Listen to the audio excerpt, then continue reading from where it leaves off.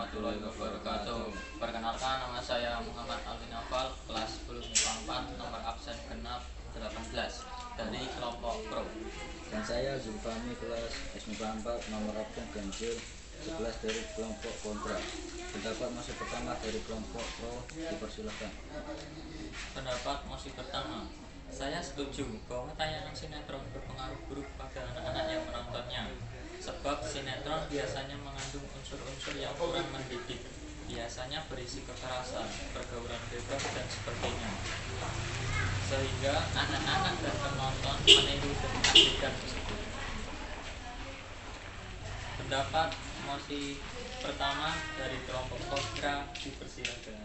Pendapat mosi pertama, saya tidak setuju tayangan sinetron berpengaruh buruk pada anak-anak dan penontonnya, sebab sinetron mengajarkan banyak hal, mengajarkan anak berkelahi dan sebagainya. Pendapat mosi kedua dari kelompok Pro, dipersilahkan.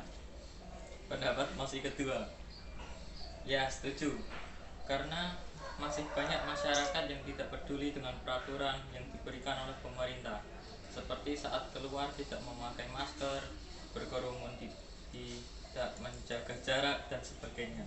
Oleh sebab itu, banyak orang yang terjangkit virus COVID-19 karena ketidakpeduliannya masyarakat.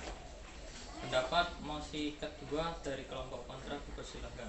Pendapat mosi kedua, tidak setuju karena penyebab merebaknya pandemi COVID-19 adalah karena tidak kepedulian masyarakat. Karena COVID-19 merupakan virus yang tidak menyebar sehingga tidak perlu memakai masker.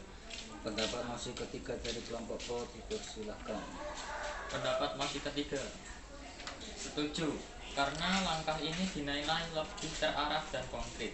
Pendidikan yang disesuaikan dengan minat dan bakat akan membuat siswa lebih bersemangat belajar dan mengajar kesuksesan di bidangnya masing-masing. Bisa dibayangkan bahwa siswa memiliki kemampuan yang beragam. Tak semua ahli matematika, sains, seni, dan sebagainya.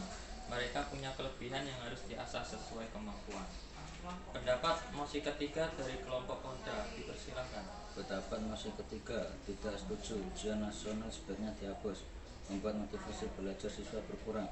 Pendapat mosi keempat dari kelompok Pro, dipersilahkan. Pendapat mosi 4, ya setuju, dengan pembelajaran jarak jauh seperti saat ini, semua bersifat instan. Banyak siswa yang menjawab soal hanya dengan membuka aplikasi seperti Google daripada membuka dan membaca buku. Hal ini membuat kinerja otak menurun, sehingga berdampak pada pola pikir. Pendapat mosi 4 dari kelompok kontra, dipersilakan. Saya tidak setuju, pembelajaran jarak jauh menurunkan pendidikan karakter bagi generasi muda, tetapi malah membutuhkan pembelajaran menurut saya lebih efisien. Sekian Pendapat pro dan kontra bagi ini. Terima kasih. Wassalamualaikum warahmatullahi wabarakatuh.